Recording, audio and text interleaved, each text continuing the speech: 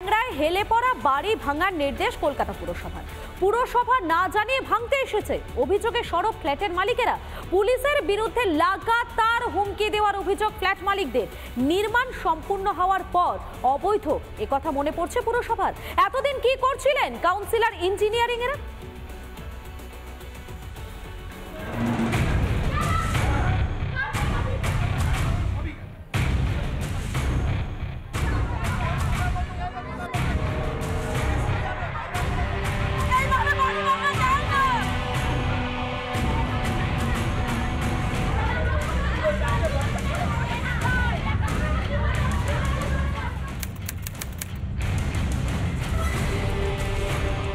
ট্যাংরায় হেলে পড়ল বহুতল। পাশের এক বাড়ির কাঁধে মাথা ঠেকিয়ে দাঁড়িয়ে নির্মীয়মান বহুতল। হেলে পড়া বাড়ি খালি করার নোটিশ দেয় কলকাতা পুরসভা, কিন্তু বাড়িটি পরিদর্শন করে ভাঙার নোটিশ দেওয়া হয় কলকাতা পুরসভার তরফে।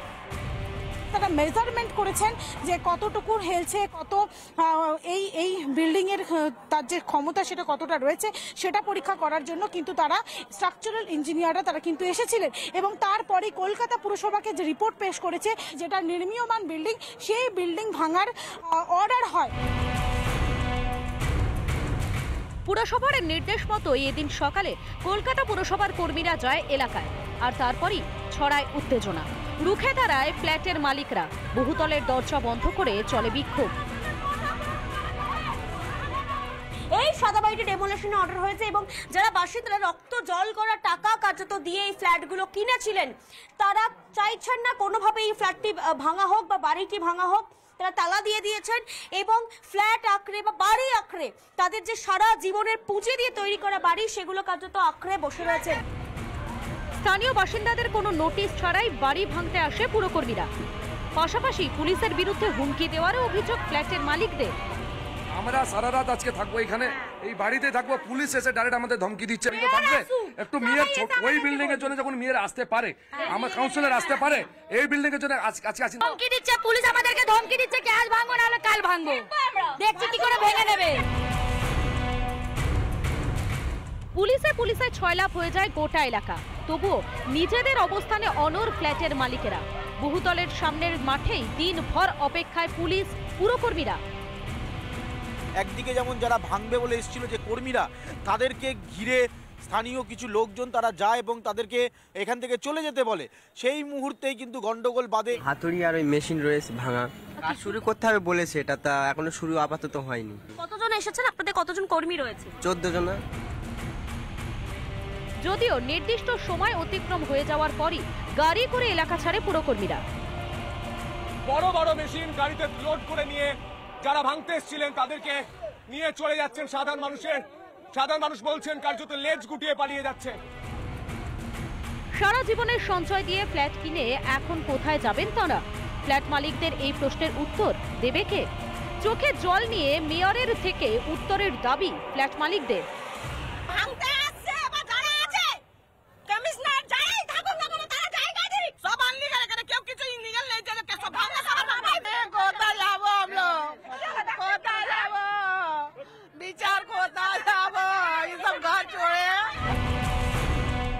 মধ্যবিত্ত মানুষেরা নিজেদের সঞ্চয়ের লক্ষ লক্ষ টাকা দিয়ে এই ফ্ল্যাট কিনেছেন। যদি নির্মাণ অবৈধ হয় তবে আগে কেন টনক নড়েনি পুরসভা? কাটমানির ঠুলি পড়ে ঘুমিয়েছিল পুরসভা। সব সঞ্চয় জমিয়ে কেনা মধ্যবিত্তরা এখন যাবেন কোথায়? এদের পুনর্বাসন দেবে পুরসভা, না দায় ছাড়ার চেনা অস্ত্রকেই হাতিয়ার করবেন মেয়র ফিরহাদ হাকিম? অনুপম পত্র, পিঙ্কি অধিকারী, তুলিকা রায় এবং সন্তু পানের রিপোর্ট, রিপাবলিক বাংলা। আর এবারে খাস কলকাতায় মুখ্যমন্ত্রীর কলেজে সরস্বতী পুজো বন্ধের হুমকি। ভাবুন একবার, কোথায় দাঁড়িয়ে আছি আমরা? শিক্ষাঙ্গনে সরস্বতী পুজো করা নিয়েও এবারে কিছু দুষ্কৃতীকে সমঝে চলতে হবে নাকি বাঙালিকে?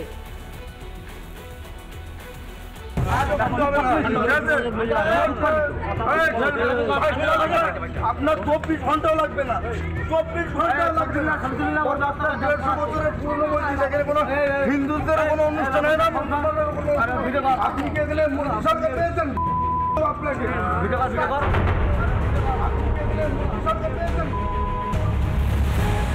খাস কলকাতাতেও এই ছবি দেখতে হবে তা ধ্যান ধারণার বাইরে ছিল। দক্ষিণ কলকাতার যোগেশচন্দ্র ল কলেজের সরস্বতী পুজো আদৌ করা যাবে কিনা তা নিয়ে সন্দিহান পড়ুয়ারাই। এখানেও কারণটা সেই একই, পুজো বন্ধ করতে এক শ্রেণীর দুষ্কৃতীদের হুমকি। সকাল থেকেই ওদের বিভিন্ন ধরনের হুমকি, পুজো বন্ধ করে দেব, পুজো হতে দেব না, তোদের পুজো হবে না, এই ধরনের কথা চলতে থাকে।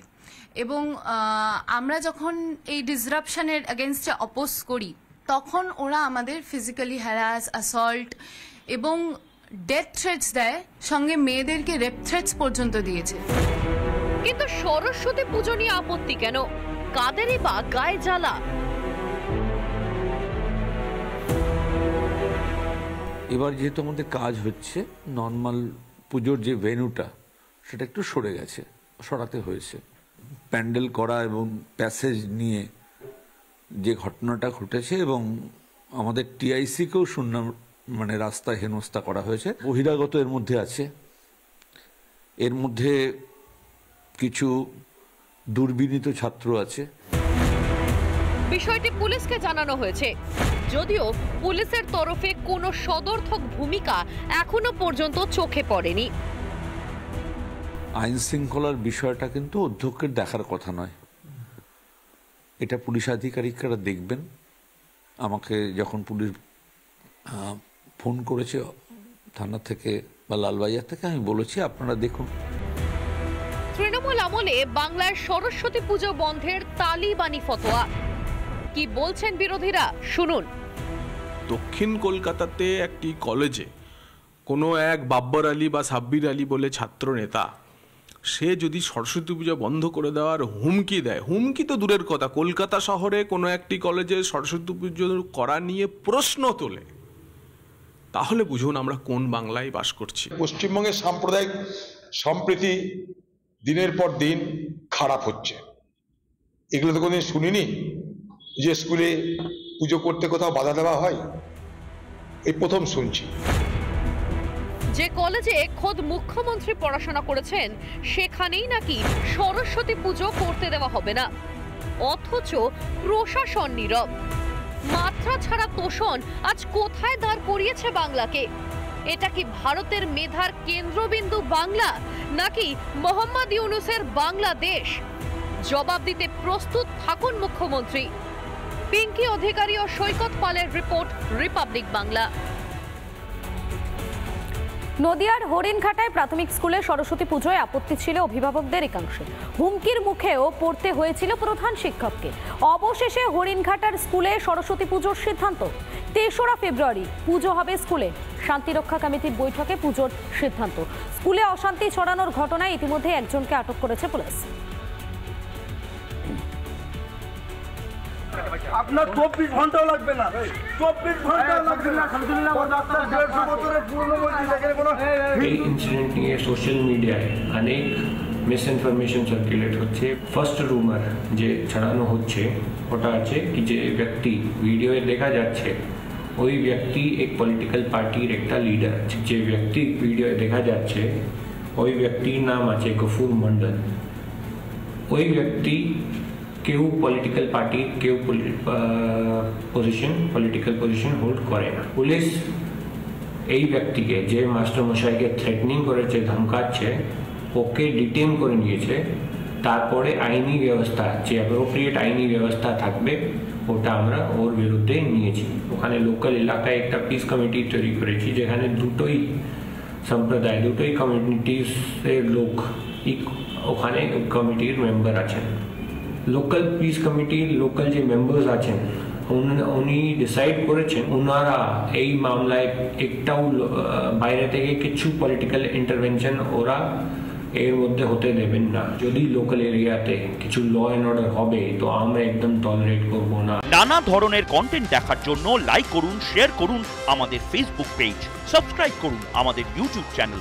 পাশাপাশি অন্যান্য ব্রেকিং নিউজের জন্য অবশ্যই চোখ রাখুন রিপাবলিক বাংলায়।